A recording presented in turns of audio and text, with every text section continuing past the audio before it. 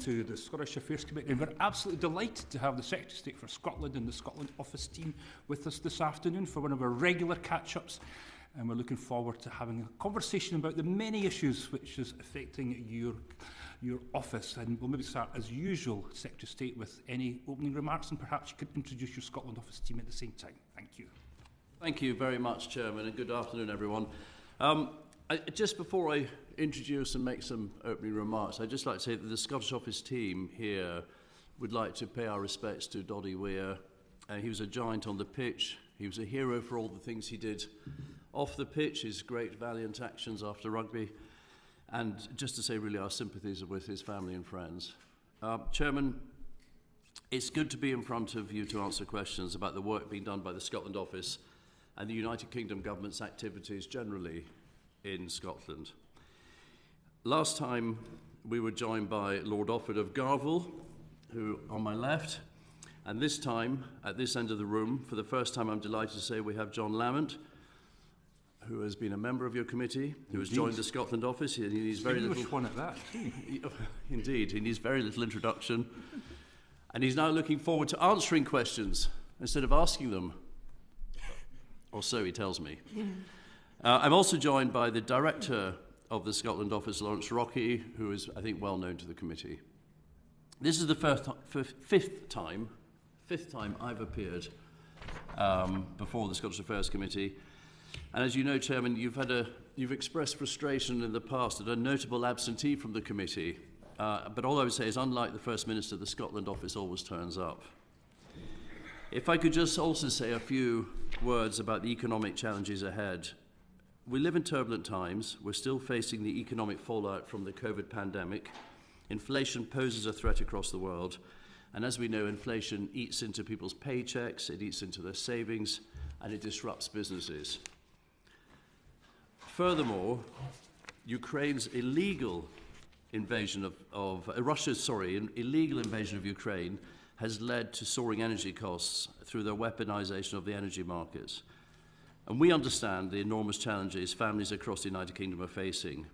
And just as we provided unprecedented support through furlough and vaccines during the pandemic, the UK government is taking unprecedented action to tackle the challenges of today. And that's why the Chancellor's autumn statement prioritised tackling price rises and also protecting the most vulnerable in our society. It delivered help with energy bills, extra benefit support, protects pensions, and has increased the national living wage by over 9%. And the Chancellor's statement also included an extra £1.5 billion for Scotland through Barnett consequentials over the next 2 years. And that's on top of a record block grant of more than £41 billion. The offshore renewable catapult in Glasgow, which is one of 9 UK innovation centres, will benefit from £1.6 billion of investment. We will also undertake a feasibility study to make much-needed improvements to the A75. I should be clear that that £1.6 billion is across the 9 catapult innovation centres. But we want to, as I say, have a feasibility study on the upgrade of the A75 because it's a vital route linking Northern Ireland and England through Scotland, and it was one of the key recommendations of Lord Hendy's Union Connectivity Review. And we want to work with the Scottish Government on this. In fact, Scotland's two governments working together for the people of Scotland is crucial, we believe, to overcoming the economic headwinds. The collaborative approach we've already taken has proved successful in the 12 city and region growth deals and that the two governments put in place across Scotland. Our collaborative approach is about to bear further fruit, with £52 million of investment in 2 Scottish freeports, with the 2 successful bidders set to be announced shortly by both the United Kingdom and the Scottish Government. So far, our Levelling Up agenda has seen more than £2 billion directly invested into Scotland by the UK Government. And I'm delighted the autumn statement confirmed at least £1.7 billion will be allocated across the United Kingdom for round 2 of the Levelling Up Fund. Round 1 of the fund is already proving successful. Multi-million-pound projects are regenerating city centres, improving infrastructure, and helping the drive to net zero. And there's been tremendous response to Levelling Up Round 2. The vast majority of Scotland's 32 local authorities have put forward exciting bids designed to improve local transport links, regenerate town centres, re-energise we'll just stick with regenerate, and strengthen the cultural offers of local communities. The strength of the bids from councils of all political persuasions is a powerful statement of the success of our approach. I would like to mention, Mr. Chairman, the recent announcement of a £4 billion contract to build 5 new Type 26 frigates on the Clyde. This will support and safeguard thousands of Scottish jobs, utilising the shipbuilding expertise of local people, and it's a powerful reminder of a defence footprint which supports around £2 billion of MOD expenditure across Scotland and around 30,000 Scottish jobs. Chairman, I know the Scottish Affairs Committee is looking at how Scotland is promoted internationally, and the UK Government's extraordinary global reach was highlighted in our comprehensive document titled Promoting Scotland Internationally. It has been submitted as evidence to the committee, so members, I hope, will be familiar with it. Finally, Chairman, in the wake of the Supreme Court's judgment last week, it is appropriate for me to make a very short comment on the Justice's decision. The unanimous and unequivocal judgment confirmed the UK Government's long-standing view that the Constitution is wholly reserved to the United Kingdom Parliament, and we note and we respect that judgment. And rather than being distracted by the politics of division, our unrelenting focus is now on working with the Scottish Government to deliver for the Scottish people. We're working hard to restore economic stability, and we want to help families with their energy bills, we want to support public services. That's what people expect us to do, and that is what we intend to do. So I'm sure, Chairman, now that that matter has been settled, your committee will be relieved that we can talk about the priorities of the Scottish people and no longer argue about the Constitution. Indeed, and thank you ever so much, Secretary of State. I think the whole committee would like to echo and join in with your very fulsome tribute to Doddy Weir, and myself and Minister Lamont spent a lovely afternoon in his company. His infectious good humour, I think, caught everybody in that afternoon, and so I think all of us share and reflect that too. But thank you, and it's great to see the whole Scotland Office team here once again. I think that's a great addition to our proceedings, and it helps with the conversations and debates and all the things that you touch on we want to raise with you. But I don't think it's going to surprise you that the one thing that we're very interested in pursuing just that little bit further with you is the fallout from the Supreme Court decision about an independence referendum. I mean, you're absolutely right. I anticipated that with my closing remarks. I thought that you would. And I think we shared your comment too. We all respect the court, and you know, they made their decision, and they made that decision based on the evidence that they were provided with. I think we all accept that. But I listened very carefully to you when you came to the House in that urgent question. I sensed a little bit of an irritation, an unusual irritation with you about some of the questioning that you secured in that day. And maybe you felt it was a repeated question, but I don't feel that we managed to secure an answer. And this was the question about how does Scotland secure that independence referendum that could lead to Scotland becoming an independent nation. And I won't irritate you by asking that again, but I will ask you, can Scotland secure an independence referendum and become an independent nation? And the answer to that question, and I accept, I think you're referring to the urgent question when after about 15 times I've been asked the same question on the route to a referendum, you know, I said I refer the Honourable Lady or the Honourable Gentleman to my previous answer. You said that something 11 times, which is a record. Was it 11? Times, yeah. Well, and I, you know, I going through my mind, and I didn't say it then, but by asking the same question and expecting a different answer, I think I was, you know, reminiscent of what Einstein said about the definition of insanity. You know, that wasn't going to happen. You weren't going to get a different answer. To answer your question directly, yes, of course, there could be another referendum in Scotland. You know, the union is voluntary, and that is evidenced by the fact there was a referendum in 2014. And back then, there was consensus between the two governments in Scotland, between pretty much all the political parties, and there was consensus across the sort of civic society, and that was clear then, that was the position then, and that led to agreement to hold a referendum. So could that be positioned where there's a sustained majority? Let me put it that way. Could that sustained majority position would be achieved again? Yes, it could be. Would that be opinion polls then that you'd be looking at if we did get to the situation? Well, I think it's sustained opinion polling of 55%. Well, it's the duck test. If it looks like a duck and it sounds like a duck and it waddles like a duck, it's probably a duck. People know when they've reached that point, and they knew back then that they'd reached it. But we don't believe we've reached it now. We believe that the majority of Scots do not want to have a referendum. Instead, they want us to focus on rebuilding the economy after COVID, on delivering on the structural funding we're doing, on helping them with the cost of living, on tackling inflation. That's what we believe are people's priorities. Yeah, and I find that quite encouraging. After our outing last Wednesday, that you see a route in a way to securing that further independence. Now, you said something about civic society and also opinion pollings, but how about, here's just an idea, that just say in an electoral contest, for example, the Scottish people vote in a majority for a proposition that Scotland should be an independent country. Would that satisfy you? No, because I don't believe that people vote on one specific issue in a manifesto. If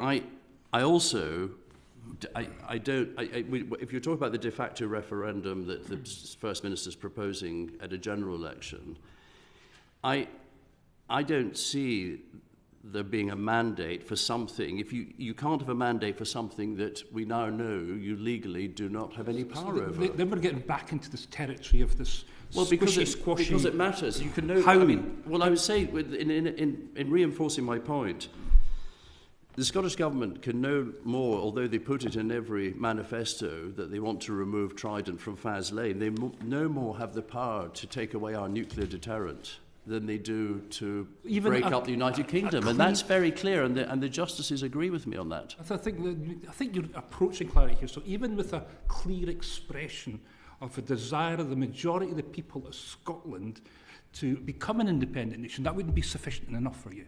You would opinion polls rate higher than that. Manifestos are very complicated things, and they have a multitude of issues. And general elections are fought on a UK-wide basis. And I could say to you that it would only need a handful of people to say they were voting SNP, but they weren't voting for independence, to undermine that argument, your argument. Why don't we therefore just have a referendum, an agreed one, where we can ascertain the true views and opinions of the people of Scotland? As I've said, we don't believe, less than a third of Scots in opinion polling that you mentioned earlier. Opinion polling shows less than a third of Scots want to have a referendum at the moment.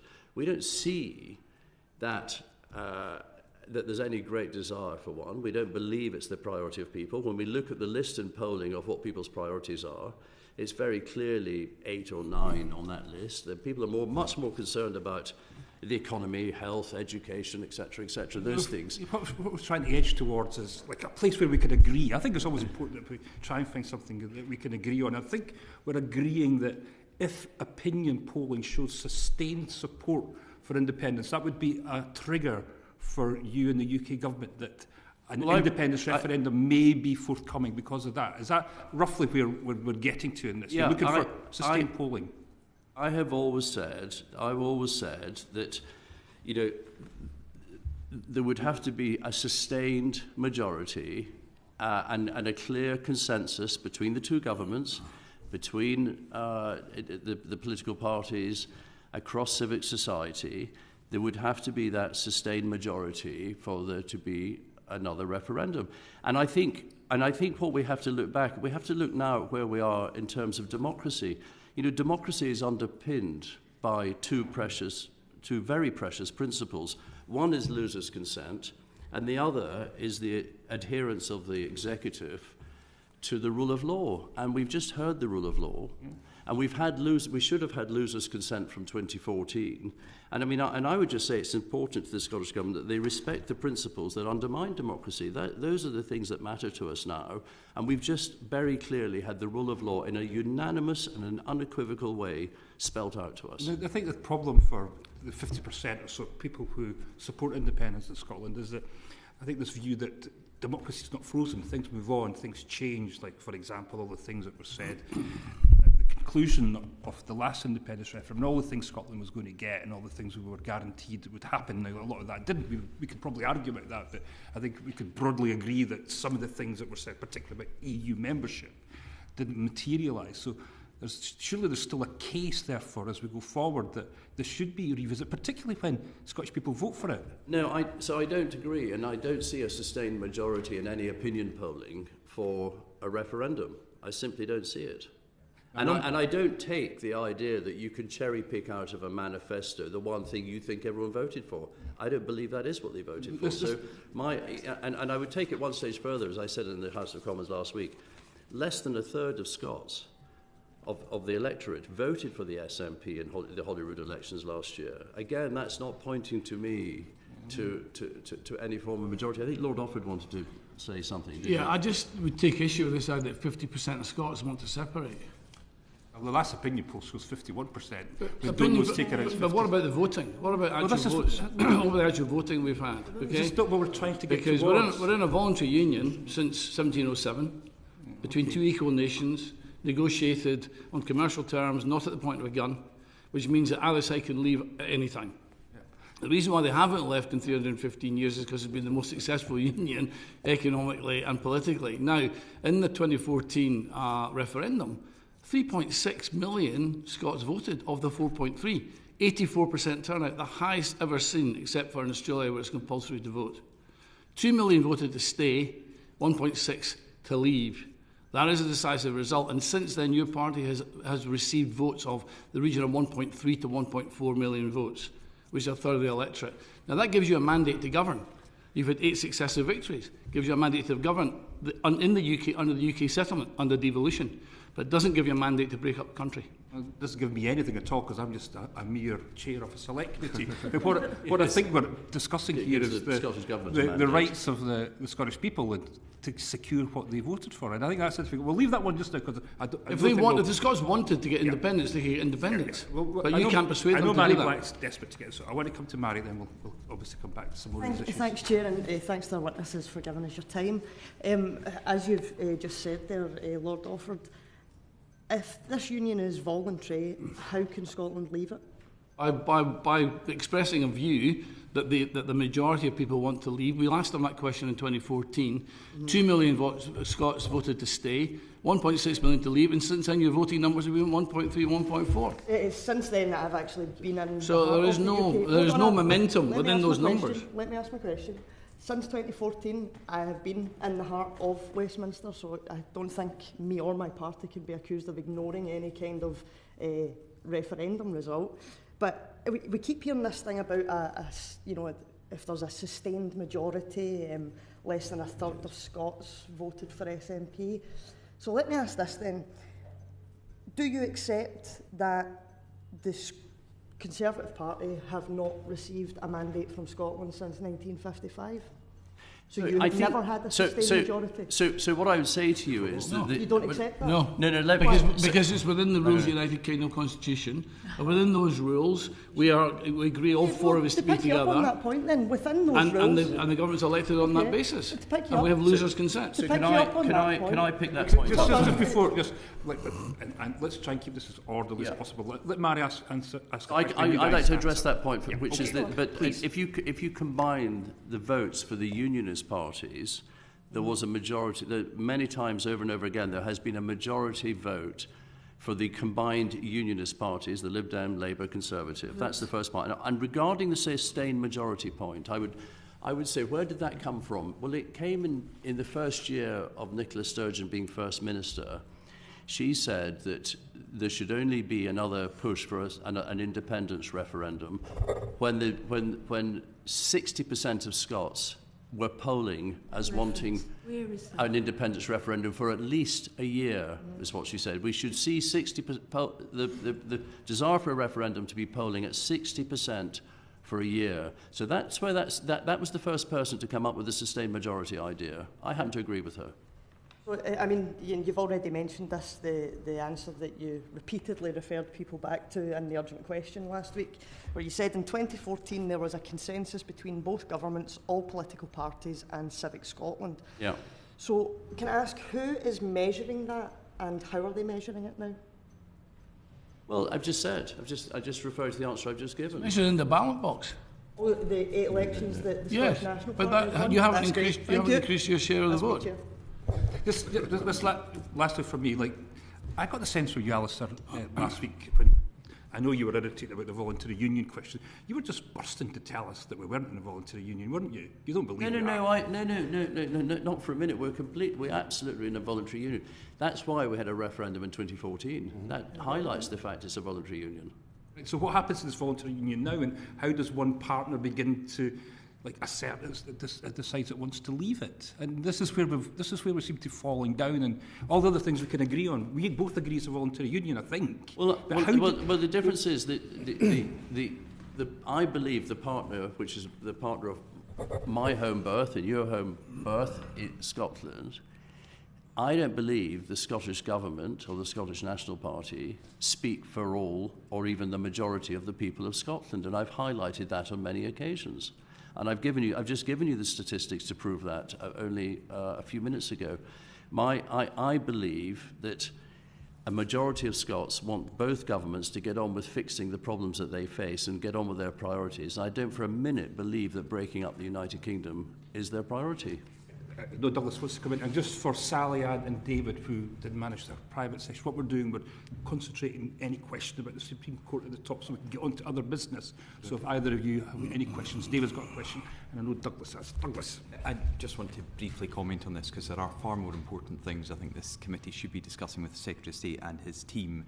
But Secretary of State, I agree with your opening remarks where you said this is not a priority for people in Scotland just now, and that's clear in opinion poll after opinion poll. But where people are concerned is the Scottish Government wasting money. Now, I could give you many, many examples of that, but particularly on this debate, we know how expensive this has been, this court case for the Scottish Government. Do we know yet how much the UK Government have spent in the Supreme Court defending their position in a court case where they were brought into the courtroom by the First Minister? And secondly, on the civil service... Was the question, do we know how much the UK Government spent? The UK Government have spent in total on the case... I do know.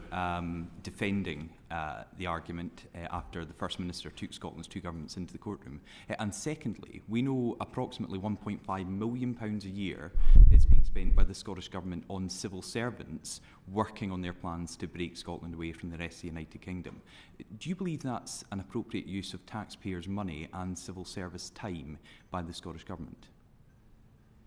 So, to answer your first question, the sum from memory is £71,800 that we've spent so far. I'm fairly confident that's the figure, but it's in that zone that we've spent so far on the Supreme Court case.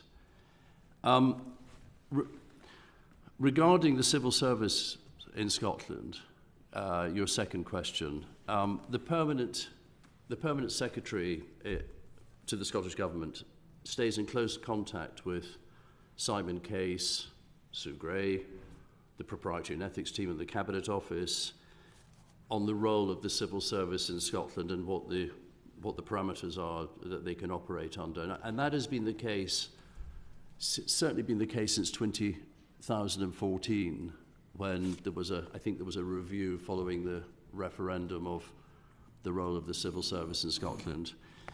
However, what I would say to you is that following this judgment, they're working again on what that means for the role of the civil service in Scotland. So we'll have to see where that takes us. But they are, as I say, following this judgment, those people, the Cabinet Office, the civil service led by the head of the Cabinet Secretary, are working again on what this judgment means for the future role of the civil service in Scotland. So I think that's a crucial point. It is. Because up until Wednesday, we've seen all the announcements by the First Minister on an independence referendum. Next year, she wanted to hold it in less than 12 months, taking place in Butte House. We know the Scottish Government stamped their logo on the documents that had been issued. We'd had government ministers presenting these again at Butte House. However, it seems clear, and it is clear from the Supreme Court ruling, that this is now a party political issue, not a government issue. And I think people in Scotland would be rightly concerned that there continues to be hundreds of thousands of pounds, indeed millions of pounds annually spent by civil servants at the direction of the First Minister and the Scottish Government on what is now a party election issue, because the First Minister wants to make this a single issue election at the next general election, and therefore I think this committee chair would be very interested to know how those discussions about the change in the last week materialise and develop over the coming days, weeks and months. Well, I appreciate that, and you're right to point out, I mean, the First Minister, to her credit, did go to a hotel in Edinburgh to make the announcement that she wanted to make the general election a de facto referendum. So she acknowledged that this was a political statement in effect, because it would have been wrong to, I think, probably to have done it from Butte House or from Holyrood, because it is very much moving the argument going forwards onto a political basis, where having the Supreme Court's judgment having been so unequivocal and so clear about the causes and effects of engaging in something that's reserved. And I highlight this, it would be no different if the Scottish Government were taking the same approach and using civil servants towards our nuclear deterrent in Faslane. The analogies are very similar, and it's all the same part of the Scotland Act, which is Schedule 5, I think, of the Scotland Act. So yes, it is a very serious issue that needs to be seriously looked at. Thank you, Chair. Thank you. David Chickett. Thank you, Chair, and apologies again for turning up a little bit late earlier. Casting political views aside just for a moment, because I think it is possible to do this. A lot of people are asking questions about what the process is and what the process would be. As the custodian of the Scotland Act yourself, or the holder of your position as Secretary of State for Scotland, since devolution, has anything changed about the Scotland Act in terms of the democratic and legal system that we all live and work within since the referendum was held in 2014 that would stop that happening again? No. So my second question, still about the process. So back in 2012, before our time, but we were all around at the time and involved in some form or another in that process. The Edinburgh Agreement, in which both governments agreed, among other things, to deliver a fair test and a decisive expression of the views of the people in Scotland, and a result that everyone will respect. Is it your understanding that that result was truly respected by everyone involved? Or the signatories of that document, shall we say? Well, I think my reading of the situation is that it wasn't respected by everyone involved. I think the losing party immediately, pretty quickly, started pressing for a rerun. And I've said in the past, this is very bad for Scotland's businesses to have uncertainty hanging over them the whole time, to have the prospects of this never-endum. It doesn't help the economy when you've got that uncertainty. I think the Scottish Government very quickly, and the SNP very quickly after the 2014 result, decided they wanted to have another go. And I think at the time the comment was made, and I'd agree with it, we're not playing best of three. We've had a referendum, people should respect it. And I go back to what I said earlier about what underpins democracy, losers' consent, and that's what you're referring to in this question, and adhering to the rule of law, which is what I'm referring to in terms of the Supreme Court last week, is absolutely critical in underpinning democracy. And it wasn't just the Edinburgh Agreement, which Alex Salmond and Nicola Sturgeon signed. You can go back to the Scotland Act itself, which had a 74%, which lays out the criteria for all of this in 1998, and it had a 70, I think the referendum at the time that Tony Blair had was in 97, but there was a 74% yes endorsement of that. And then there was a bill that went through Parliament that was democratically delivered. Okay, thank you. So I just wanted to confirm that there's actually nothing changed within the democratic or legal system since before the referendum that was held in 2014. Within the Scotland Act, you said? Within the Scotland Act. I think all we've seen is that last week is that a clarification for the Scottish Government, who requested it, not us, it was their clarification to the Supreme Court. The clarification for them, not a clarification for us, because we were well aware of it all along and argued the case, that the Constitution of the United Kingdom is wholly reserved to the Parliament in Westminster. Okay, thanks. Like others in the committee, I'm keen to get on to other Most things that are important to the people of Thank Scotland. you. Mary Black did want to come back in. Just a quick question to ask the Secretary of State. Do you accept that the UK has changed since 2014? The United Kingdom hasn't changed since 2014, but I think what you're referring to is the fact that the United Kingdom is no longer a member of the European Union, the Club of Nations that was the European Union. I think you're referring to that. It's one example, but even just Well, then that give me another example. Another example would be that we've had consecutive governments that Scotland has outright rejected. We've had an austerity programme that has absolutely hammered all of Scottish budgets, all of Scottish services. I'm afraid you're completely wrong in that. If you look at the numbers, the budget for Scotland has increased year on year, and the deficit, especially during COVID, has grown and has been supported by the United Kingdom government. There has been zero austerity in Scotland since 2014. And as I'm sure you're aware as Secretary of State, that the budgets that you're referring to, when you consider inflation, actually in real terms, Scotland does not have.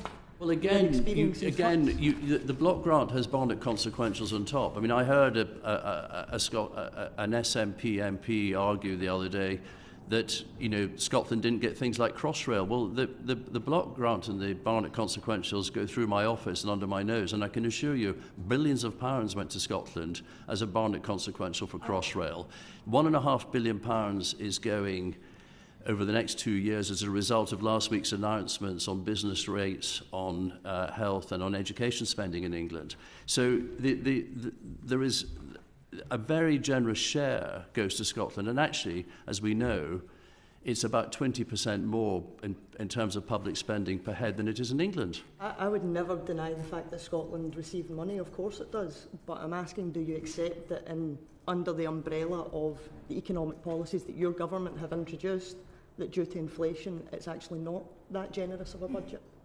As I say, we all have to operate within the budget that's set. That's across the United Kingdom. It's not purely for Scotland. Inflation is a global problem, and we have to work as governments within the budgets that we have in front of us. But we have always stepped up to the plate with the deficit, and we've always, as I say, had us, Scotland, so the UK government stepped up to the plate with in supporting the deficit, and us, Scotland, have received our very fair share of the Barnett consequentials.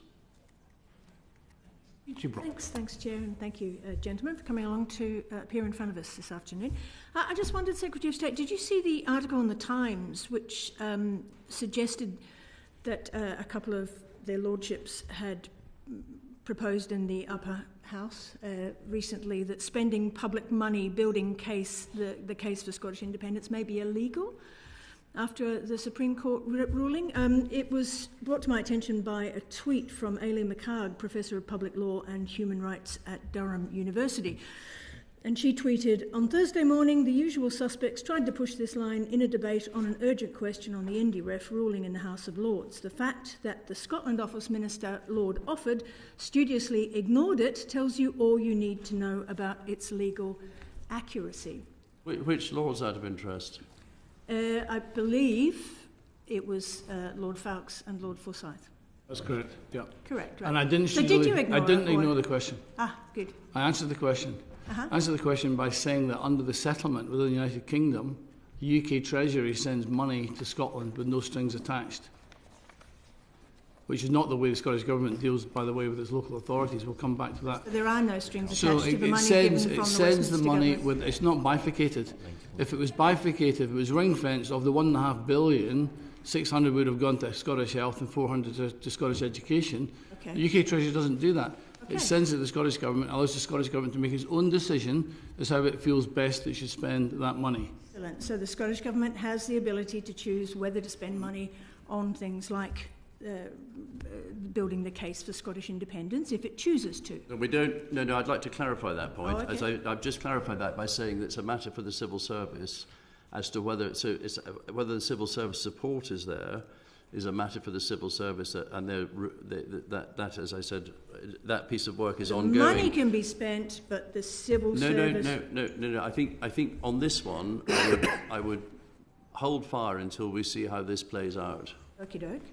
Well, I mean, I just continue a quote from Professor McHarg saying, all in all, this is a cheap line advanced by people who obviously don't expect that they will actually be in a position where they would have to try to govern under these conditions anytime soon.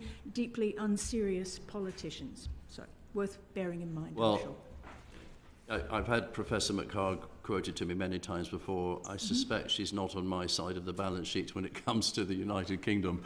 And I don't, luckily, have the... Are you questioning her impartiality? I'm not accusing her of anything, because all I'm saying is she gets regularly quoted to me, and all I would say is I'm not a Twitter person, so I haven't seen her tweets, and I've no intention of commenting on them unless I've seen all the detail. Okay, fine, thank you. Just on this, because this is...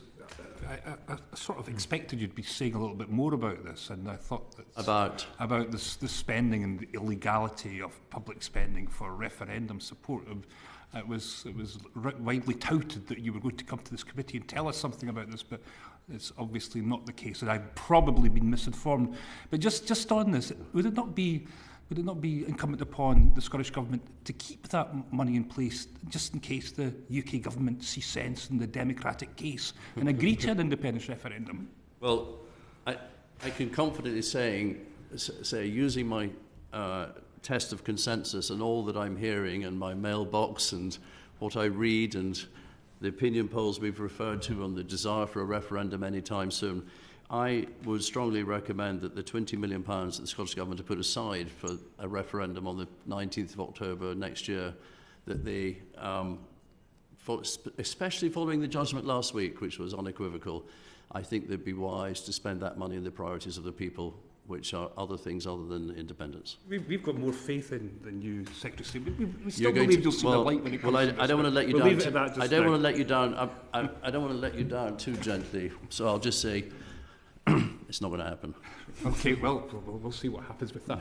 Douglas Ross. Thank you, Chair. And just to briefly follow up on Deirdre Brock's point, Minister Alford, would it be fair to say that this is not a new line of questioning? Indeed, peers across the political spectrum in the other place have raised serious concerns, not just about spending on independence, but indeed a number of areas where there is clear mismanagement of the funds in Scotland by Nicola Sturgeon and her SNP government. You know, we could speak about ferries, we could speak about the health service, about education, about manifesto promises at the last election to give every young person in Scotland a laptop, which now doesn't seem to be a priority anymore. Is it fair to say that there is a general consensus of views in the other place that there is a lot going on in Scotland that doesn't match the rhetoric from the government, the promises made, and indeed we know the First Minister has been caught being misleading at best and having to correct the record, and it seems to be the case as well with the way she spends public money? Well, I would say in my 15 months in that House, it's been raised a number of times. It's never been party political. It's always been in the context of Scottish politicians, many of whom are peers who have previously been MPs, who have a deep understanding of what actually is happening in Scotland. In fact, many of them were there at the point of the devolution settlement and the Scotland Act being created. And I think what the Constitution, what the Supreme Court has brought us back to is a simple piece of A4, which you divide down the middle. On the left-hand side, you've got reserved matters. On the right-hand side, you've got devolved matters. And all they're saying is that the UK government under the settlement sends money and rightly funds Scotland, the Scottish government, to focus on devolved matters and not to spend money on reserved matters. And Lord Forsyth was simply asking the question that when he was a local councillor, that if you're a local councillor and you spend money ultra vires, you have sanction against you personally, which is not the case, obviously, in this situation. But then when it was set up, that government was not set up with any view of thinking it would be in conflict with Westminster. It wasn't designed for Holyrood to be in conflict with Westminster. It was set up designed to be that Holyrood worked in cooperation with Westminster. And on my observations, if Holyrood and Westminster worked together, we could turbocharge Scotland. Absolutely agree with that, and I've said that a number of times. In an area where we have devolved responsibilities, but it does have an impact on what the UK government are doing, I recently attended a rally outside the Scottish Parliament that had been set up by the National Farmers Union for Scotland, so I'm not sure which of the ministerial team deals with agriculture. But there is a serious concern in Scotland that my constituents in Murray, and indeed I think the vast majority of the members represented on this committee, have large rural constituencies, and farmers in Scotland are looking at what the UK government have put in place and what is totally absent by the Scottish Government. So I wonder what discussions have the Scotland office had with our farming leaders in Scotland, NFU and other representatives, farming communities, and indeed the Scottish Government to look at what is being proposed here for England by the UK Government and what is not yet being brought forward by the Scottish Government. I don't know who would... I think I might be best placed to answer this, Chairman, if I may, and it's very nice to be back at the committee, albeit in a slightly different capacity as compared to my previous appearances. I've had regular discussions with the National Farmers Union of Scotland, both in my role as a minister, but prior to that as a constituency MP with a big rural community. And you're right, there are concerns about the funding arrangements for farming support in Scotland moving forward. As you all know, the UK Government has committed to maintaining the annual budget of £595 million to Scottish farmers over the next 3 years, which is welcome. But in terms of how that money is delivered and how farmers make decisions and how the wider agricultural industry use that money, there's a huge amount of uncertainty, as you will understand, representing the constituency of money. They're the farming community. Agriculture is a very important part of the local economy. It's a very important part of the Scottish economy. And there's investment decisions which are being delayed and perhaps deferred in some cases because the funding streams are not yet clear from the Scottish Government. And it's causing, I know many farmers concern, it's causing me concern, and I do hope the Scottish Government gives it some renewed focus so that farming and the wider farming industry can make those investment decisions moving forward. And I think I saw in the Scotland office social media you met with Marie Goujon last week. I know that was about fishing, but are there ongoing discussions about what support or advice the UK Government could give to the Scottish Government so they finally come up with something rather than leaving our farmers in Murray and across Scotland in limbo? Yes, I mean, I had a very positive meeting with the Cabinet Secretary last week, and I have to say I think that's what most of our constituents would like to see, both the UK Government and the Scottish Government working constructively for better outcomes for the whole of Scotland, including agriculture. I attended the joint ministerial DEFRA group a fortnight ago, and I suspect moving forward this issue is something that the governments are going to be discussing, because as I say, it's an issue which fills up my inbox. I'm sure it fills up your inbox, and it's something we need to get resolved quickly. Thank you. And finally, Chair, if I can, on joint working, when you were last year Secretary of State, we were speaking about free ports and how finally the Scottish Government had come round the table and maybe a change of ministerial responsibility had paved a way for both of Scotland's governments to agree that these free ports were the right move. We had, I think, 5 very good bids. Where are we in that process, and when we may get an announcement on the free ports, the 2 free ports for Scotland? We have reached the end of the process, and I think it's just we want to announce this at the very highest levels politically in Scotland and the UK Government, and it's about diary management to get there. So, but we're good to go, really. We just need to get the right people in the right place to make the announcement. Very good. Thank you, Chair. I've got 2 supplementaries. One's DJ Brock and one's Sally, and it's usually in reference to free ports. No, it's to do with the... Okay, we'll take DJ first and we'll come back. I just wanted to follow up on Minister Lamont's points about agriculture in Scotland. And his assertion seems to be that English farming is in much better condition in terms of understanding exactly where things are. With agricultural payments and particularly the environmental land management schemes, which, as I think most people realise, have been a bit of a disaster. No one seems to know what they're for. I'm just looking at the latest NFU, or a briefing from the NFU at the end of August this year, which says farmers are making business decisions now, yet don't have enough knowledge of elms to know if it could work for their business.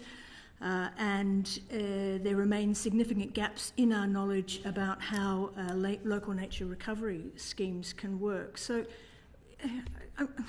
Are you aware of those problems that the English farming schemes are experiencing? Or? So clearly, Ms Brock, I mean, there are significant changes taking place because of our departure from the European Union. There are new funding mechanisms in place. In England, farmers may not necessarily agree with all of the changes that are being made, but they have some degree of certainty of what the changes are and can make investment decisions and funding decisions as a consequence. Perhaps you could tell me, my farmers, what the funding arrangements are going to be in Scotland, so the same decisions, the same funding decisions can be made in Scotland. I don't think I'm supposed to be answering questions here, well, Minister. It's actually well, you. You've probably forgotten. It's you a used to be a member of the It's a question I get asked regularly by my constituents. Really, yeah. What are the funding arrangements going to be in Scotland? And as I say, in England, we have some degree of certainty of what those arrangements, well, certainly much more certainty than what we have in Scotland. Actually, much more certainty compared to Scotland. Is the support still tapering out over 7 years? And I must admit, I haven't caught up with this myself. With English agricultural support, is that continuing to taper out over the 7 years, or is that going to now continue? You mentioned it staying in place for the next 3 years. For Scottish farmers, which is for English. For what I'm here to answer for, the current annual budget of £595 million is protected under the current spending review. Okay, right. Thank you. So, just you mentioned intergovernment relations, and I'm keen to know who is now responsible for intergovernmental relations. Is it you, Secretary of State, or is it the Secretary of State for Levelling Up? So the Minister for Intergovernmental Relations across the devolved administrations is the Secretary of State for Levelling Up. How does that work then, given that you're the Secretary of State for Scotland? We've got a minister from another department which it's in a tier vaguely impacts on Scotland. So tell us how it works then. So he takes. Say again? Well, I was just saying, you're not Secretary of State for Wales or Northern Ireland. That's exactly what I was going to say. So, I mean, he takes the overarching view of that. I facilitate and attend meetings based on the issues relating to Scotland, the Northern Ireland Secretary on Northern Ireland, the Welsh Secretary on Wales, clearly.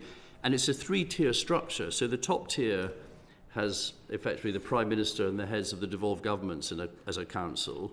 The middle tier has the Interministerial Standing Committee, of which I sit obviously on that, and the Finance Committee is there as well. So that's chaired by the Interministerial Standing Committee is chaired by the Secretary of State for Levelling Up, and the Finance Committee is chaired by the Chancellor of the Exchequer.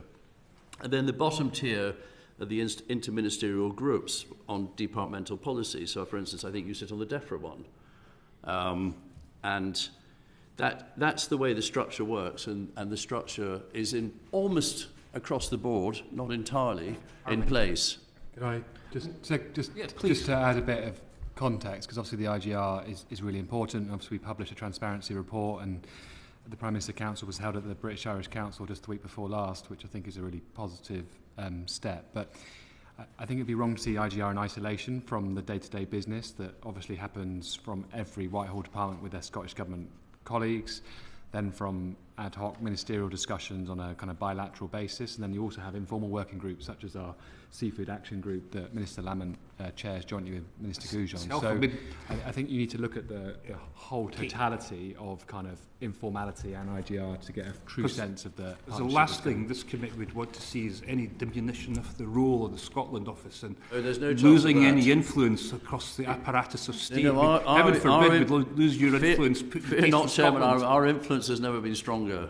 Believe me, it's grown all the time I've been in office. I've seen it go from strength to strength, and that continues to be the case. That's reassuring to this committee. Yeah, which is why we've been able to deliver good things for Scotland, through whether it's been finalising the city and region growth deals to get 1.5 billion across the whole, every part of Scotland, whether it's been the 52 million for free ports, structural funding. We're delivering that now to local authorities, as you know. It's not something we absolutely agree on, you and I, necessarily, the method of delivery, but local authorities are enjoying it and enthusiastic about it. So, what we do here is we promote Scotland's interest within Westminster, and we do it through a variety of different ways. Those are just a few examples. Thank you. Wendy Chamberlain. Thank you very much, Chair. And just following on from that, I suppose, this was a topic that we came to. In fact, indeed, I think it was the first time you appeared in front of the committee, Secretary of State, in relation to COVID and the fact that the reality is a lot of the intergovernmental relations during COVID were coming about through MIGs, Ministerial Implementation Groups, rather than through the GMC. Obviously, this review came about because of our departure from the EU, but what context, what learnings did we take from COVID in relation to this new structure as well? Well, what we've done is put in place the tiered structure, but also we put in place a quarterly review. So we are actually having these transparency reports on IGR, on the level of engagement with the devolved governments, etc., and reporting all the data. And I think that's the right way to go forward. I mean, we learnt through COVID that we could engage more effectively, I would say, because of the benefit of Teams and Zoom and these other online tools. And so we have continued to use them. And I think prior to COVID, meetings happened in person, and getting ministers into the same room at the same time was incredibly difficult. And actually, we've continued with the techniques that we learnt during COVID, and that's been, if I can put it this way, a COVID benefit. Yeah, I suppose one of the challenges is the fact that in some ways, when we talk about cost of living, in many ways we talk about it as a crisis. So we've gone from COVID into that, and it seems that despite these new structures, there are still lots of things taking place out with it. Do you see that as an issue? In terms of, there are meetings taking place outside the IGR standing... I'm thinking about the bilateral calls that the Treasury and devolved finance ministers... Yes, because it's specifically been on cost of living, so I just wanted to... you're right. So you're right. I mean, we do have the different fora that we meet through, and then there are additional meetings that take place. And, I mean, I think... I could give you examples on health, for instance. The health forum has not been set up yet. Yet I think the health ministers have met 15 times in the first 9 months of this year, because because the structures aren't quite in place. They're in place across 10 ministerial departments. They're in place, but they're not in place in all of them. But it hasn't stopped meetings going ahead. And equally, I would say to you that where we are having regular ministerial engagement, it's still the case that there are bilats outside that. Now, don't think a bilat is a bad thing necessarily. So emergency decision has to be taken by the Chancellor or whoever it may be on something across, that's a pan-UK thing. There isn't time to get together the interministerial forum for that necessarily to happen, but what there is time to do is to have a conference call with civil servants engaged. So all of these bilats have officials in the meeting. They're not political one-to-ones.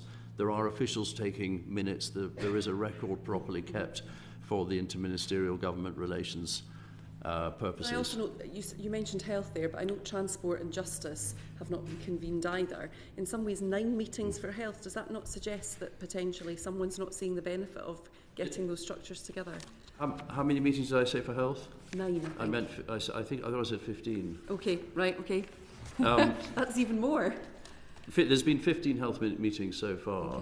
Okay. But the structures for the have not been put together for the more regular meetings, but we've still been having... Well, no, so the structures... So we've got 10 of the structures in place so far of the different departments. I mean, health I know isn't set up yet, but I do know there have been 15 meetings. It's just the case that getting the whole thing in place is time consuming, and different departments have had different priorities, and as I say, health, I think my understanding is that the last 2 or 3 outstanding ones, we're very close to getting them completed, so it's not far away at all, but it hasn't stopped meetings going ahead. It's not meetings haven't happened because the structure wasn't in place. They have happened. They have happened. I suppose it just sounds like a slightly confusing picture, and I suppose my question is if we're having health meetings but we're not progressing getting the actual ministerial group together, it suggests that somebody's not seeing a value in that. And I suppose my concern, and it's just following up from Nicola McEwen talking about transparency, and I'm concerned that when we see quite a lot of things happening, it's very difficult therefore potentially to get transparency. Mr Lamont. Yes, I mean, can I just sort of add to what the Secretary of State said? I mean, I sat on the DEFRA ministerial group meeting a fortnight ago, and the welfare one is coming up. There's a visitor economy one, I think, coming up in the coming weeks as well. And I found them remarkably positive and engaging in terms of their tone, in terms of their outcomes, in terms of the discussions between the ministers. And I think they're very, very useful in terms of unlocking things to the extent that things that maybe have got blocked in the system somewhere, and just sharing experiences and ideas. And yes, they're relatively new in our sort of way of doing things, but I think they've got, well, they are very, very positive, but I think they've got the potential for great action and delivery for Scotland. I think it's good that you feel that. I very much hope that I get to feel that, and dare I say people do as well. Just my very last question, coming back to the chairs, was just about the role of the Secretary of State for levelling up. He's previously appeared not in front of this committee, it was in front of PAC with members of this committee. Given that he does have the overall responsibility, will you encourage him to come and see us sometime? Yes, I'd be delighted to. Lovely. Thank you very much, Chair. Thank you for that. We're looking forward to seeing the I think that'd be a very good thing. Yeah. There has been an invitation issued. So recently? Recently, yes. Okay, well, we will follow up on that. We await with keen interest. I've got a couple of supplementaries. First, Mary Black. Mary. Thanks. And just on the sort of intergovernmental setup that you've described there was a statement made on the 11th of October that said this will allow the Chancellor of the Duchy of Lancaster to lead the UK government's engagement with the devolved administrations. Is that still the case? Because I'm aware that we've changed Prime Minister since then. That has changed, and it's the Secretary of State for levelling up. Excellent. Thank you. I just wanted to clarify. Yeah, no, it's a fair question. Thank you. Is the current Prime Minister... It's hard to keep up sometimes. Yes. Is the current Prime Minister Minister for the Union? Yes. He is? Yes. Has he called himself that in any capacity? Well, he's the Prime Minister of the United Kingdom. Okay. So the title just follows... To use the new in vogue expression, he's the de facto Minister for the Union. Well, I'm glad you said that and not me, but we'll leave that one there. Deirdre Rock. Chair, I mean, just returning to intergovernmental relations, I mean, one place that hasn't worked particularly well is over the trade deals that the UK is striking. I think devolved governments clearly feel excluded from those negotiations, certainly. But I just remind you, Secretary of State, of a statement that the NFU Scotland Chief Executive Scott Walker released in May 2021. To be crystal clear, an Australian free trade agreement with no tariffs or quotas on sensitive products will put some Scottish farmers and crofters out of business and set a precedent that all other countries looking for free access to the UK market in the future will be desperate to replicate. Now, you were, of course, a very enthusiastic supporter of that trade deal. You said it was a huge opportunity for Scotland's food and drink sectors. But recently we've heard some pretty damning comments from the former DEFRA Secretary that the deal is not actually a very good deal and that the UK gave away far too much for far too little in return. What do you think of the trade deal now in light of his comments? Well, I will be very brief because Lord Offers, trade is under his portfolio, but I will answer the question directly and say I believe those trade deals are good. I believe they'll stand the test of time. I was in the room when I delivered safeguards for beef and lamb, and I will stand by those safeguards, which do have numbers attached to them. Mm-hmm. So I stand by the trade deals, and I believe they will be good for Australia and New Zealand, who were obviously close friends of ours. And I think they'll be very good for the United Kingdom and for Scottish farmers. And I think they will give us access to the CPTPP, the Comprehensive and Progressive Trans-Pacific Partnership, and that will be the largest free trade zone in the world. And that will bring huge benefits to Scottish food and drink, and I'm pretty confident about that as well. But I'll hand over to Lord Offord. What did you make of your former cabinet colleague who said exactly the opposite to what you just told us? He's very welcome to say that. But I was in the meetings that he was in, and I felt that the safeguards that I wanted for beef and lamb, the Prime Minister, and I'd done that in consultation with farmers before I wasn't flying blind, and I went into those meetings and pushed hard for that and made sure it was a negotiating red line for us. The then Prime Minister supported me, and those safeguards were delivered on. But I'll hand over to Lord Offord, who wants to say a few words. Yes, thank you. Yeah, I mean, just on the farming point specifically, Ms. Brock, I think that has been some scaremongering around that, because under current WTO terms, Aussie and Kiwi farmers have access to our market tariff-free already, and they take up half the quota that they're allocated. I think it's less than half of 1% that they actually send to these shores. They have much bigger markets and more profitable markets much closer than the UK, where we're 10,000 miles away. So I don't think we need to see that as a major threat. I think the opposite is that we've got major opportunity now to do exporting from Scottish companies. Our two major exports, as you know, are salmon and Scotch whisky, and they account for together 20% of the whole of UK food and drink exports.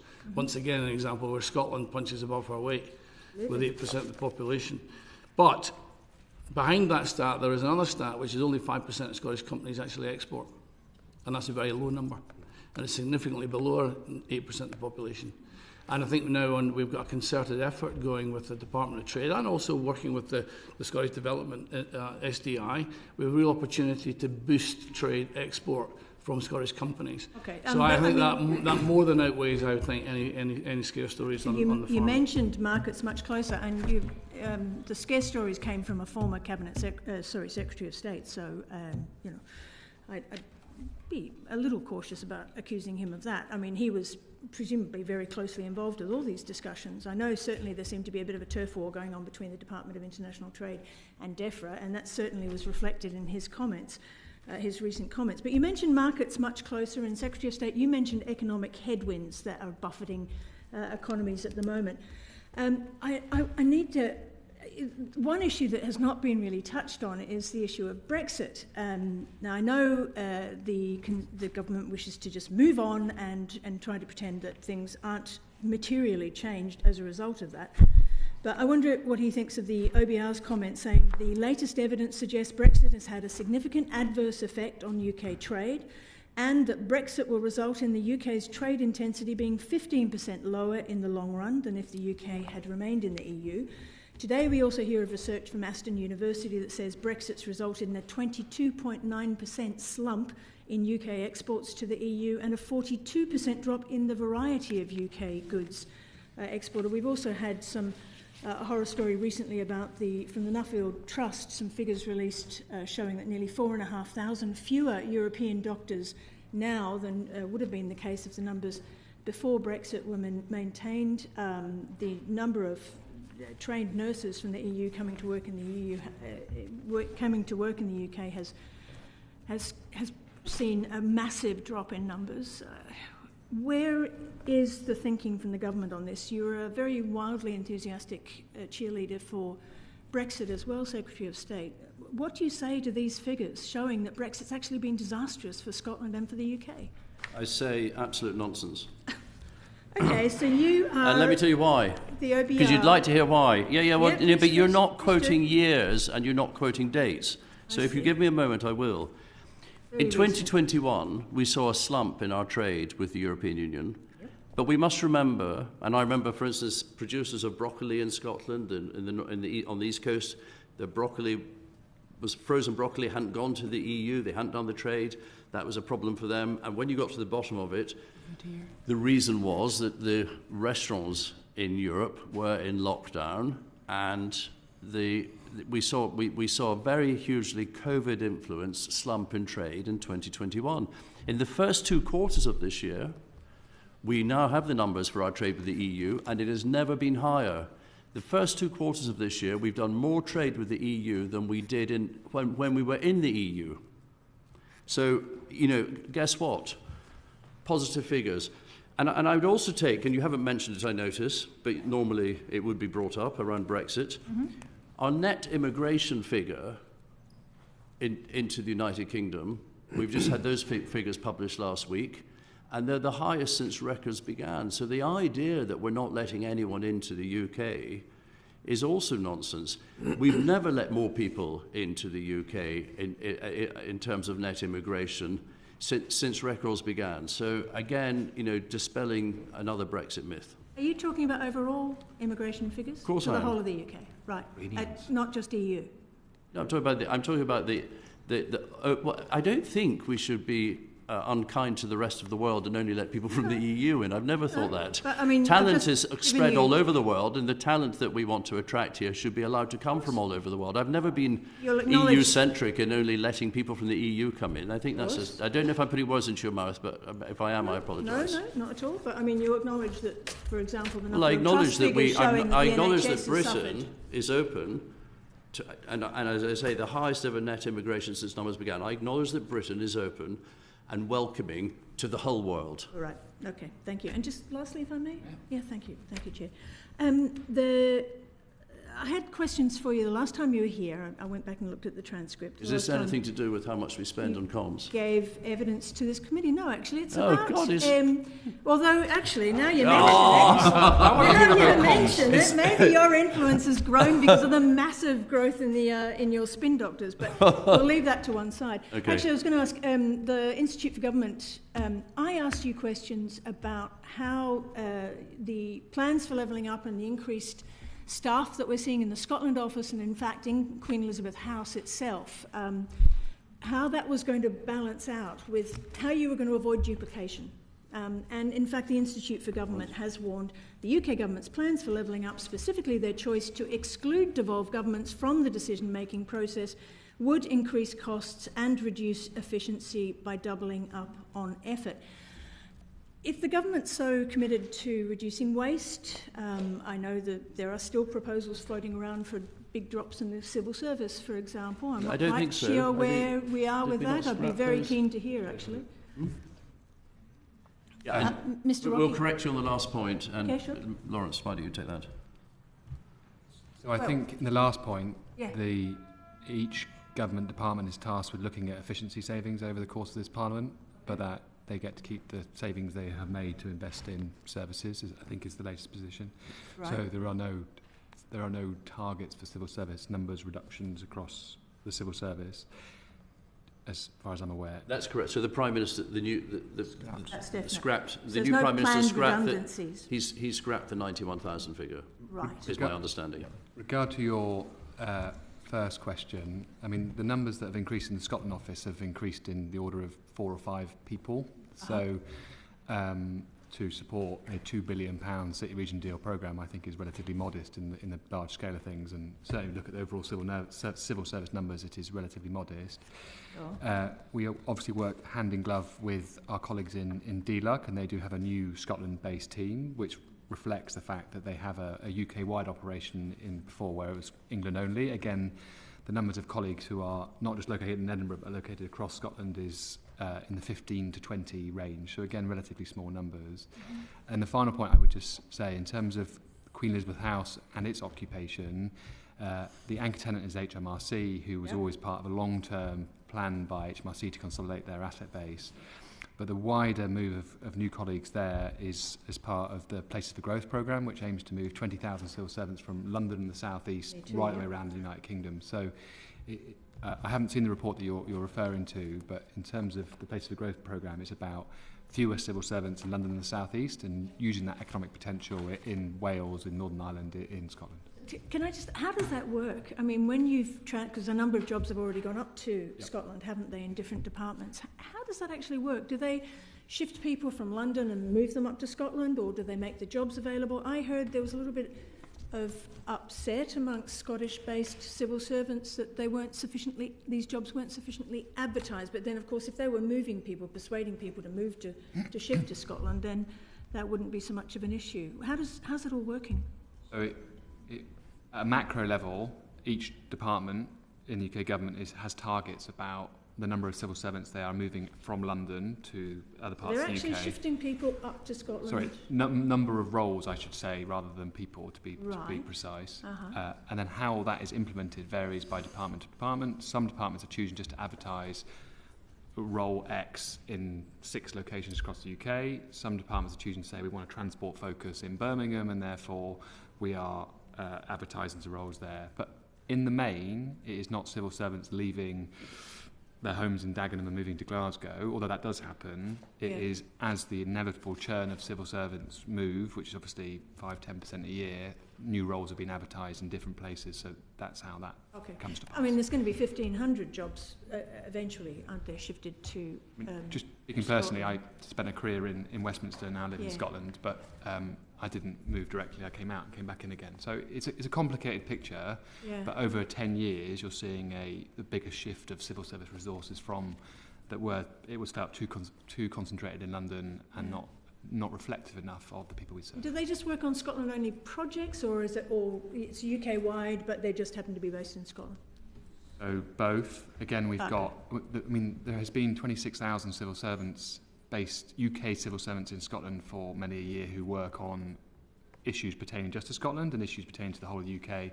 Like, obviously, the Scotland office, for example, we are in Scotland, we focus on Scottish-based issues. If our colleagues in East Kilbride, in Diffid, for example, clearly work on a UK-wide basis. So there's both, in short. Okay, all right, thanks, Chair. Thank you. David Duckett. Thank you, Chair. I want to move on to discussing cost of living support that the UK government provides in a moment. But before I do, Secretary of State, you mentioned in your introductory remarks the work that the UK government and the Scotland Office do to promote Scotland overseas. And we've also talked previously about perhaps a grey area between devolved and reserved functions. And I was wondering if you could elaborate on specifically what the UK government and Scotland Office have been doing in that area to promote Scotland's interests overseas. Well, we get involved in trade, obviously, and we make visits. Me and my fellow ministers have made a number of visits overseas, promoting Scotland and Scotland businesses. And as I say, we get involved in trade missions. I mean, that's our key role is building relationships. I think on that level and helping, facilitating meetings overseas that help bring business to Scotland and improve the Scottish economy. I wonder if Minister Offord, I know when we worked together briefly, that you were quite often overseas on some of these trips that the Secretary of State describes. I wonder if you could help elaborate further on what the UK government is actually doing overseas to promote Scotland. Well, the first visit I did was to Mumbai when I just came in, and that was around the trade deals. The Kara Strike Group happened to be in Mumbai, having finished their South Sea exercises. There was great excitement around the fact that the Elizabeth was in the waters, and we'd done a joint exercise with the Dutch Navy, the Indian Navy, the New Zealand Navy, etc. So it was a very international feel, and we used that as the trade mission. We were able to showcase a whole lot of Scottish businesses in food and drink. Clearly a big topic around India is the whole whisky scenario. The state around Mumbai is Maharashtra, is the single biggest, or probably wealthiest state in India. And we managed, just on the basis of our discussions, to get that tariff down on a state-by basis from 150 to 75%. So it was important to be there, and to be there under, as the Scotland Office representing Scottish businesses within the United Kingdom. I've been since then to a number of other places. I was just 2 weeks ago in Iceland. Some very big similarities between Iceland. I went to see a barley factory, barley manufacturer, where they're doing quite a lot of interesting strains of Scottish barley in Iceland, including beauty products, etc. as well. There's a big gaming industry in Iceland. There were some real similarities between Reykjavik and Dundee, which you would think we could actually get some real traction going between them. I think the most important thing when I went to Iceland was that they were just delighted that it was the UK government had come to see them. It was to do with the Arctic Confederation, the Arctic Circle, and I think they want to hear from the UK. They want to hear from the UK government, and they want to hear a Scottish view on Scottish matters within the UK context. I know yourself and Minister Lamont, in the short time you've been in the Scotland Office, you've been dealing with the food and drink and agriculture and fisheries sector, subjects close to my heart as well. Do you see the Scotland Office, or how would you see, to not give you a closed question, but how would you see the Scotland Office helping promote increased access to exports? Like Lord Offord mentioned that we've only 5% of businesses accessing export routes at the moment. How do you see the Scotland Office helping with that? Well, I mean, from my brief time in the department, it's clear that many Scottish businesses are very keen. There's a very strong appetite for more overseas trade, more export, and I think there's many opportunities that the UK Government International Trade Department can offer. I know from my own constituency's perspective, there's the opportunity to do events with the trade team to understand how local businesses across Scotland can expand their export offering, or indeed do it for the first time. And the Scotland Office ministerial team are actively engaged in terms of linking those businesses up with the trade officials who can give that advice. Okay, thank you. And now, if I may move on to the cost of living aspects of this session. I guess back to yourself, Secretary of State. How do the UK government's interventions to address the cost of living support address the cost of living issues support the most vulnerable in Scotland? Well, the good news is that, from my perspective, is that this is in Minister Lamont's portfolio, so he'll be answering the questions, not me. Well, but I have a whole list of things on cost of living that we've done, but I'm going to let him have the pleasure of reading out the greatest hits. I'd be happy to hear from Minister Lamont in that case. I'm grateful. So I am acutely aware and understand the huge pressures that people are facing just now with the cost of living crisis. I know it from my own constituency. I'm sure we all do, and it's the number one thing that's filling up the inbox. It's not independence referendums. It's not the Constitution. It's people worrying about how they're going to pay their bills. And I'm sure every one of us around this table who are elected are experiencing the same. And that's why the UK Government is absolutely committed to supporting households in Scotland and across the United Kingdom through these cost of living challenges. 8 million of the most vulnerable households will receive additional cost of living payments, and in 2023-2024 those on means-tested benefits will receive £900, those on disability benefits will receive an extra £150, and all pensioner households will receive £300. And as I'm sure you know, Mr Duckett, this is in addition to the £37 billion of support for the cost of living in 2022-23. So this means that the most vulnerable households will receive £1,200 of support through the £400 energy bill support scheme, £150 council tax rebate, and one-off £650 cost of living payment. And finally, for those in work, you'll know that the national living wage will increase by 9.7% to £10.42 an hour for all workers aged 23 from April 2023. Okay, thanks. And what about what the UK government's doing to support businesses in Scotland? What can you tell us about that? So again, particularly with rising input costs. Indeed, which obviously feeds into other costs which households are paying if it's in the supermarket or other services that they're taking. The energy bill relief scheme is shielding many businesses in Scotland and indeed across the UK from these soaring energy prices which you refer to, saving some half of their wholesale energy costs in total. So the scheme applies to energy usage from the 1st of October 2022 for an initial 6-month period.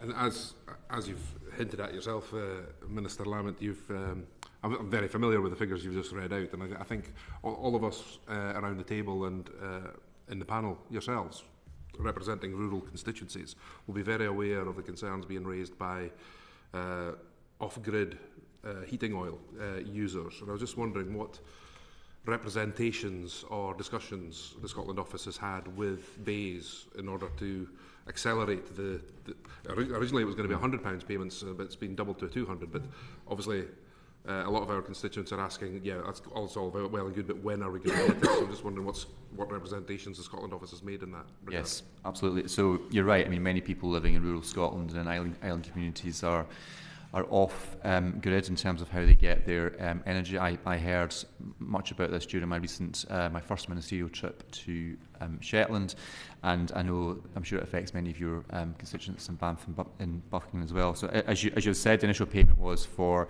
£100 for those households not on the standard gas or electric supply, which is roughly equivalent support to what they would have been getting through the energy bills support scheme and through the energy price guarantee. That has now been uplifted to £200, and I know that many MPs, including myself, prior to my time as a minister, made representations to the relevant minister. How that funding is going to be delivered is still being worked through, just to make sure it's the most practical and best tested mechanism for doing so.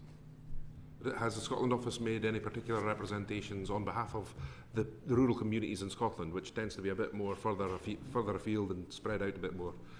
As I said, I certainly made representations prior to my time as a minister. I'm not sure if anything, what discussions took place, but I know the Secretary of State and maybe yourself in your time as minister, we were speaking to ministerial colleagues to just reinforce the point that Scotland does have a particular challenge around those off-grid customers. Okay, thank you. Wendy Chamberlain.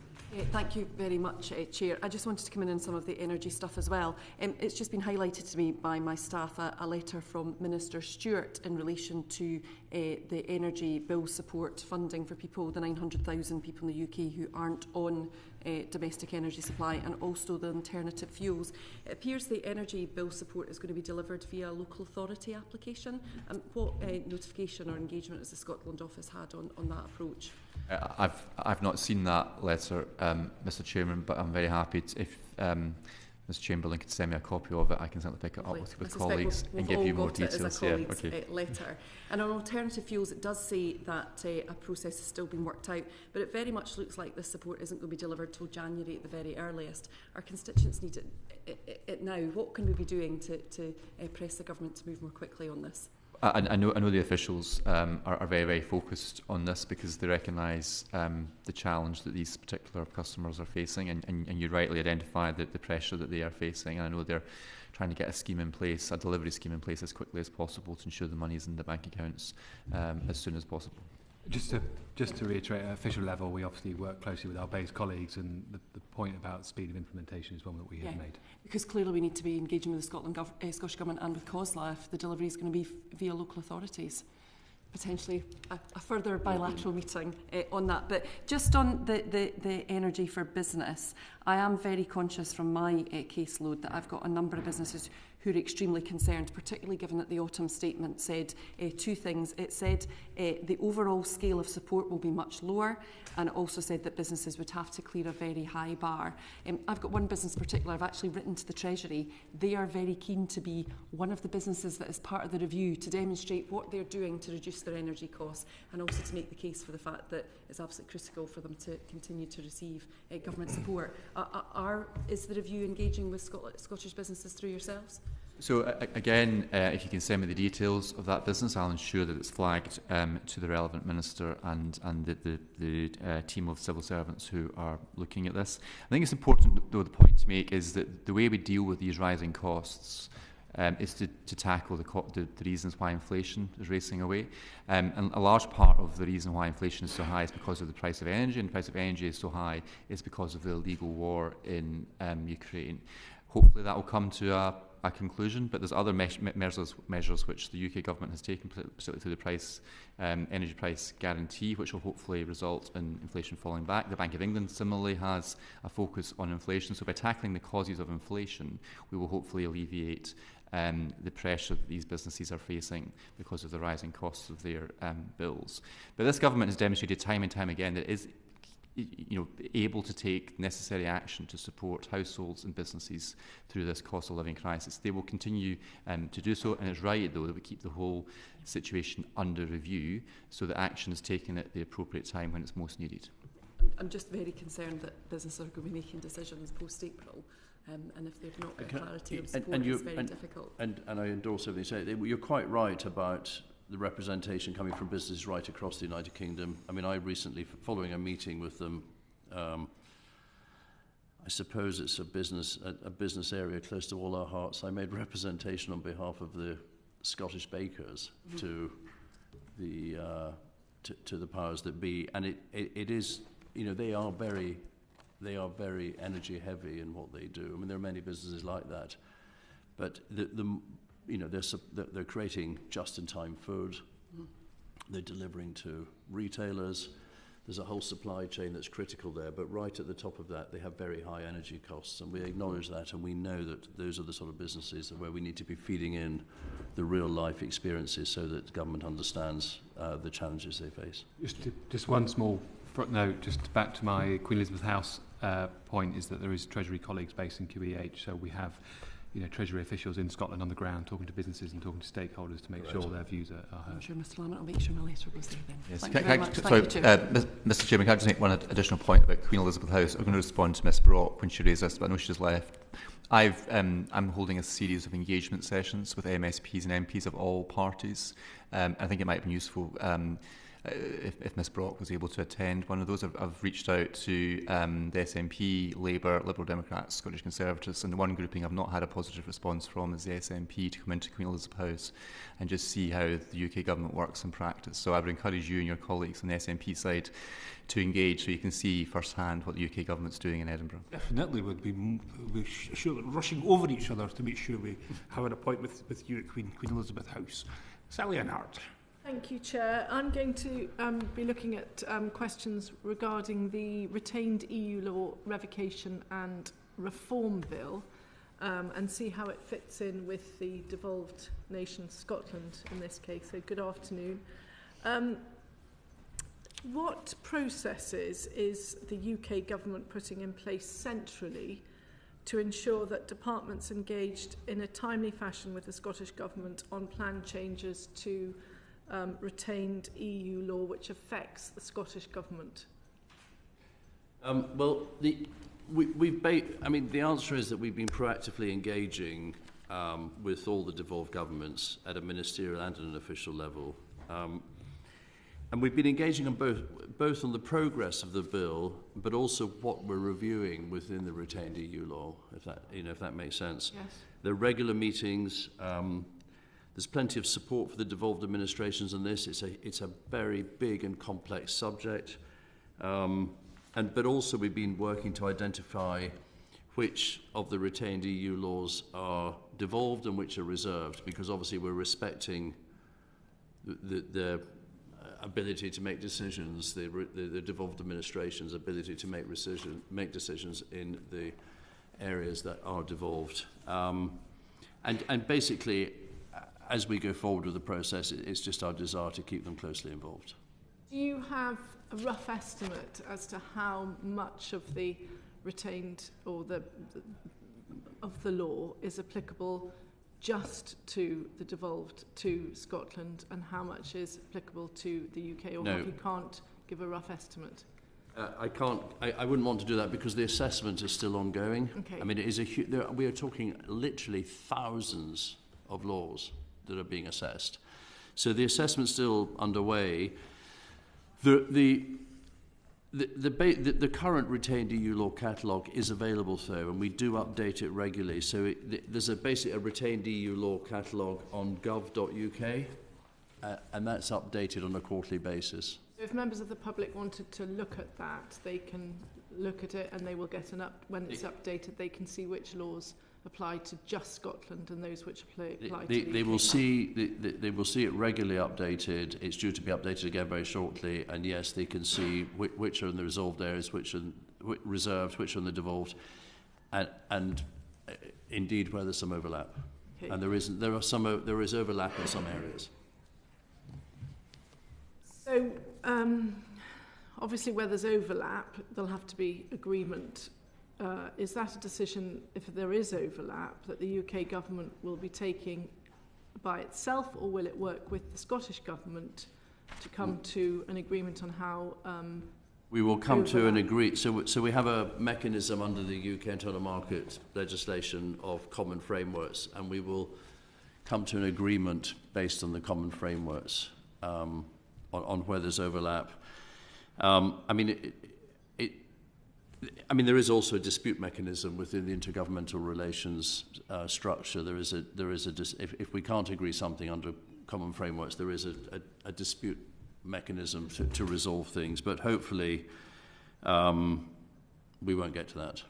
So, looking at the dispute mechanism, yeah. Do you envisage, or what circumstances that might have to be used in any particular area? Have you got any? No, we haven't come up with one yet, and we're hoping not to come up with one. We're hoping the frameworks deal with everything. We are, as I say, respectful of the areas that are devolved. We are offering within the bill to act in areas where we agree across the United Kingdom so that the devolved administrations' parliaments aren't clogged up with unnecessary legislation. So we will, as a UK government, where there's agreement and consensus on an area that may be devolved, but we're all doing the same thing, we've all agreed to do the same thing, then we only need to legislate once, and that piece of legislation will be UK-wide with the agreement of the devolved administration. So that should cut down unnecessary bureaucracy and, as I say, clogging up their parliament time.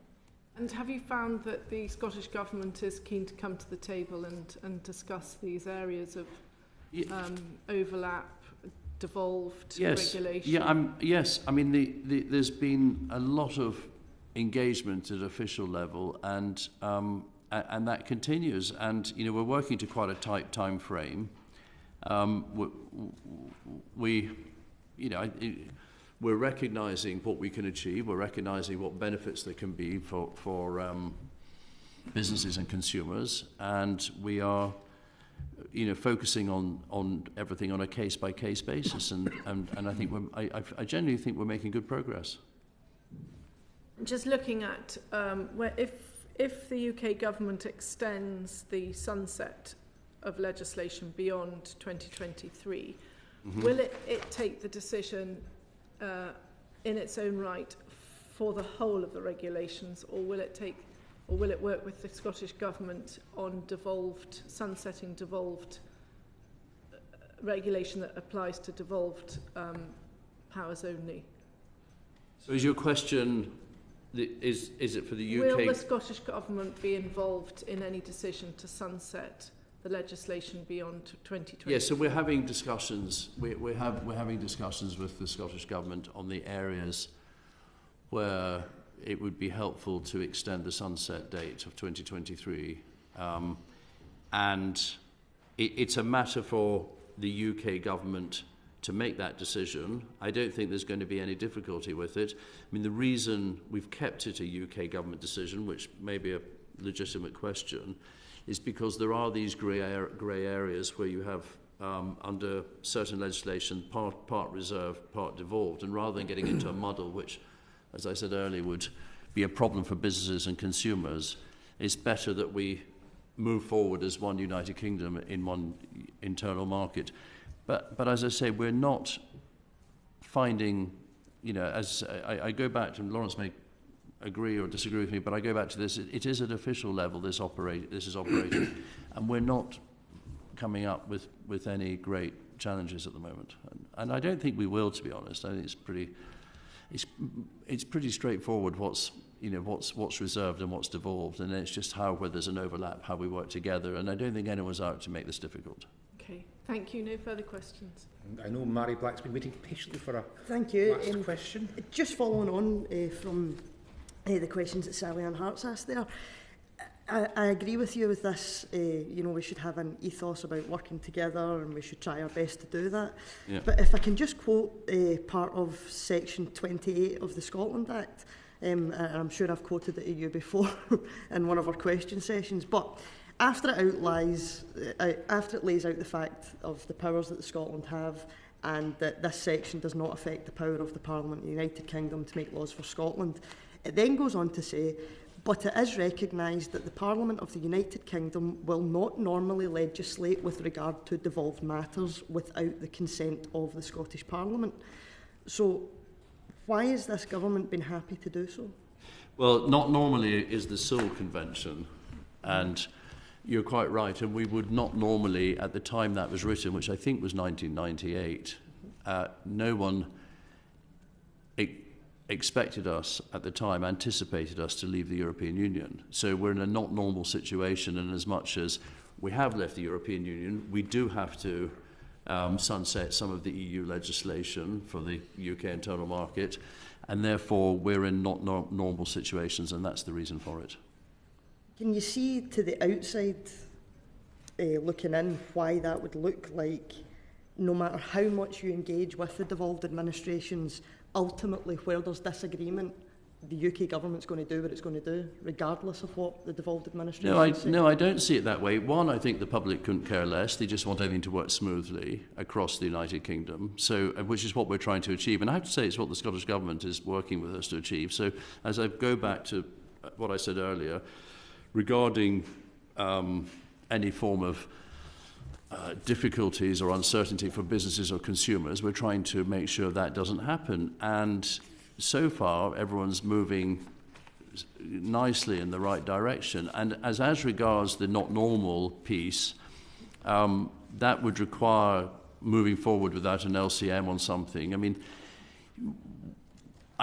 it would have to be something quite serious that was causing the UK internal market not to work for that to be the case. But the UK internal market is a derivative of leaving the European Union. It's important we do make it work. And as I say, we have frameworks to help us get around these problems. So we're able within our frameworks, for instance, that it's not part of our retained EU legislation, but there are things the Scottish Government is doing within its devolved powers at a different rate to what the UK government's doing, for instance, maybe around return bottle schemes and deposit return schemes for bottles, etc. I mean, what we have to do is we recognise that, and then within the framework we try and come to an area where we get the labelling right. It works for people who have plants producing stuff in Newcastle or Glasgow, or the same businesses producing the same product. We want to work together to get the labelling right, to get this right together. If the scheme's introduced at a slightly different time, so be it. We can work within that. We're not here to stop things happening. We're here to enable things to happen, being respectful of the devolved settlement, but within a framework where we all end up getting to a sensible place. So these sort of schemes work. If you buy something in Cardiff, you want to get it returned in Edinburgh, you can return it in Edinburgh, and the labels all work and everything matches up. And that's what we want to happen. We're just trying to make things happen seamlessly and smoothly. Would you guarantee then that if in the future there is an instance of disagreement between two governments, would you guarantee that it will only go ahead if both parties agree? Well, that's not no, I wouldn't guarantee that, because I can't anticipate every scenario, but ultimately the UK government will take the decisions we believe are right for businesses and consumers. And that technically could be despite what... As I said to you, I think you've heard from me a real air of consensus and wanting to work together, and these decisions are being taken to help businesses, to help consumers. The Scottish Government are also in that frame of mind, and we're proceeding on that basis, and we're respecting the devolved settlement. Ross. Just following up on Mary Black's point there, is it also not the case that the Scottish Government have stated quite clearly they will refuse an LCM for any Brexit-related legislation, and therefore, no matter how positive or supportive the UK Government tries to be in engaging, they've taken this political view to refuse them point blank without hearing the arguments? And in fact, we may get to the consensus in the two governments working better together if the SNP Government may look again at their position on LCMs for Brexit-related legislation. So that is absolutely true, and actually the greatest sadness of that, and although it was the case when the Scottish National Party had MEPs in the European Parliament, but it's certainly the case now, is they haven't ever seen a trade deal they liked. They have either abstained or voted against every trade deal ever brought forward, and that was the case in the European Parliament, and it remains the case in Westminster. And you can argue, if you want to, that we're doing some of these trade deals like CPTPP. We couldn't do it if we're in the European Union. It's a huge benefit to us. We can do it. It's going to, I think, enormous benefits for Scottish food and drink, but we will proceed into that trade agreement without the agreement of the Scottish Government, because, as I say, they've never seen a trade deal they liked. Okay, thank you. And we've just about kept to the 4:30 agreement that we have your Secretary of State, but thank you for that. Just one last thing. I mean, 5 times you've been to this committee, isn't it? And we'd always like to continue to see you present and here with us. And so maybe they take this opportunity to put aside these scurrilous rumours that you're going to be joining Lord Offord in the House of Lords. Here's your chance. I wouldn't want to comment on speculation, but I think I can safely say no one in any official capacity has written me a letter offering me a seat in the House of Lords. Well, that's reassuring to this committee. And we won't be, and also reassuring to the people of Dumfries and Galloway, we won't be having a by-election. Okay, well, on that note, thank you ever so much for your attendance today, and we look forward to your next appearance as the Member of Parliament for Dumfries and Galloway. You can rest assured. And order, order.